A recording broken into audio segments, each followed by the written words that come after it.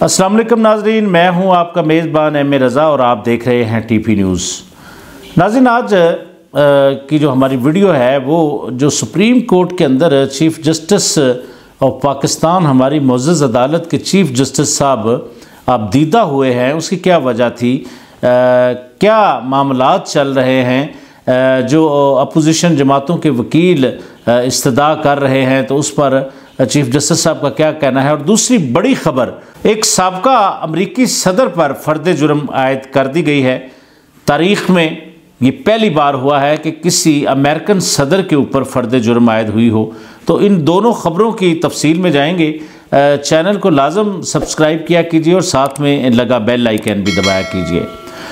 नाज़रीन, मुल्कों की जो तरक्की है, जो हमारी सोच या जो हमारी समझबूझ है, उसके मुताबिक जहाँ पर कानून की बालादस्ती होती है वहाँ पर मुल्क तरक्की करते हैं। हमारी जो सबसे बड़ी अदालत सुप्रीम कोर्ट ऑफ पाकिस्तान है, उसमें आजकल जजेस को भी बहुत बड़ी तनकीद का सामना है। उनके ख़िलाफ़ ना सिर्फ सोशल मीडिया पर भी मुहिम चलती है, बल्कि अगर कोई फ़ैसला अपोजिशन के ख़िलाफ़ वो दे देते हैं तो अपोजिशन जमातें अपने जलसों के अंदर खुल्लम खुल्ला उन पर तनकीद करती नज़र आती हैं। फिर जो सिटिंग गवर्नमेंट होती है उसके ख़िलाफ़ कोई जज मेरिट पर अगर फ़ैसला करते हैं तो उस पर भी उनको तनकीद का निशाना बनाया जाता है। आजकल एक माहौल चल रहा है कि जी जो सुप्रीम कोर्ट ऑफ पाकिस्तान के जो जजेस हैं, जो इनका एक बेंच बनता है जजेस का, उसमें भी बहुत ज़्यादा इख्तलाफ पाया जा रहा है। इस इख्तलाफ की क्या वजह है? सुप्रीम कोर्ट के अंदर जो कार्रवाई हुई वो क्या कार्रवाई है, इस पर हम आज अपने नाज़रीन को ज़रूर आगाह करेंगे। नाज़रीन, हुआ कुछ इस तरह कि सुप्रीम कोर्ट के जज जनाब अता उमर बंदयाल साहब आप दीदा हो गए। वजह क्या थी? जैसा कि नाज़रीन आप जानते हैं कि अदालत उज़्मा में पंजाब और खैबर पख्तूनख्वा की असम्बलियों के इंतखाबात मुलतवी करने के ख़िलाफ़ दरख्वास्त दायर की गई। PTI की आइनी दरख्वास्त की समाअत के दौरान एक मौके पर चीफ जस्टिस उमर अता बंदयाल शदीद जज्बाती हो गए और फ़र्दे जज्बात से उनकी आवाज़ भरा गई, आंखों में आंसू आ गए। उन्होंने कहा कि मेरा भी दिल और जज्बात हैं, तनकीद का जवाब भी नहीं दे सकते। एक जज को सज़ा देने का कहा जा रहा है और कहा जा रहा है कि साथी जज को ज़िबा कर दूं। इधर उधर की बातों से जज्बाती ज़रा हो गया हूँ, जिस पर इलेक्शन कमीशन के वकील साबिक़ attorney general Irfan Qadir rostrum पर आए और चीफ जस्टिस को मुखातब करते हुए कहा कि आपको भरी अदालत में आंसू नहीं बहाने चाहिए। आप जज्बाती हो सकते हैं तो हम भी जज्बाती हो सकते हैं। चीफ जस्टिस को भरी अदालत में आंसू नहीं बहाने चाहिए। मुनसफ जज्बाती नहीं होता, गलत काम हो रहे थे तो आपको रोकना चाहिए था। आइन की रोशनी में फ़ैसला करें। चीफ जस्टिस ने जिस पर कहा कि जस्टिस मज़ाहिर को शामिल करना खामोश पैगाम था। पीर का सूरज नवीद लेकर तुलू होगा। जो कुछ किया ईमानदारी से, हुकूमत और अपोजिशन मज़ाकरात नहीं करते तो फिर अदालत ही अपना आइनी किरदार अदा करेगी। 2 साल से हमारे साथ ज़्यादतियाँ हो रही हैं, हमारे अहल खाना को सज़ाएँ दी जा रही हैं। अब हम खामोशी से ये सब कुछ बर्दाश्त कर रहे हैं। सुप्रीम कोर्ट मुतहिदा और कुछ मामलात में अब भी मुतहिद है। उन्होंने सुप्रीम कोर्ट के सीनियर तरीन जज काजी फैज़ ईसा केस के ख़िलाफ़ तरीक़े इंसाफ की हुकूमत की जानब से बनाए गए रेफरेंस का हवाला देते हुए कहा कि टैक्स का एक मामला सुप्रीम जुडिशल काउंसिल में भिजवाया और जस्टिस काजी फैज़ ईसा को हमारे सामने कटहरे में खड़ा होना पड़ा।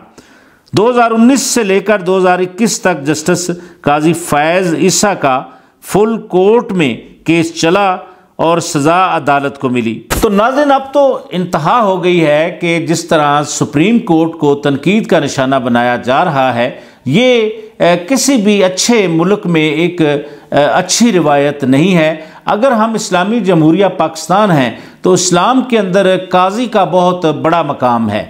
अगर एक होप, एक उम्मीद नज़र आती है, जिस तरह जमहूरियत का नारा अलापने वाली ये सियासी जमातें जिनका किरदार आए दिन करप्शन के मामलात आए दिन ख़जाने को नुकसान, आए दिन लूट मार के केसेस इन सारे सियासतदानों पर सुने जाते हैं और कई साबित भी होते हैं और फिर ये लोग मुल्क से भाग जाते हैं। तो ये वो अदलिया है जो एक इंसाफ की उम्मीद हमें दिलाती है।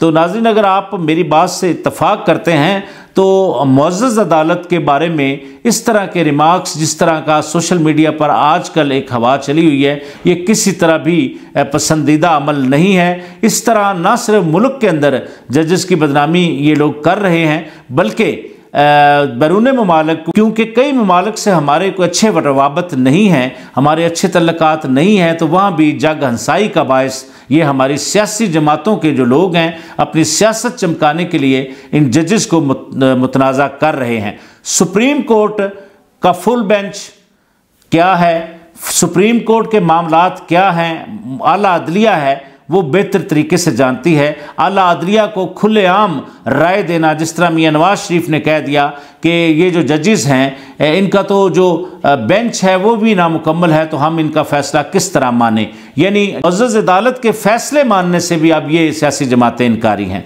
अब नाज़रीन, हम चलते हैं अपनी दूसरी खबर की तरफ। तो दूसरी खबर नाज़रीन, अमेरिका के जो सदर ट्रंप हैं उन पर नाज़रीन तारीख के अंदर पहली बार फ़र्द जुर्म आयद कर दी गई है, जिसमें ट्रंप के जो मुखालफीन हैं वकला, उनका कहना है कि ट्रंप ने एक पोर्न स्टार अदाकारा हैं उनको अपने जो जिनसी मामलात पर चुप रहने के लिए कहा था, जो कि सदर के लिए ठीक नहीं है।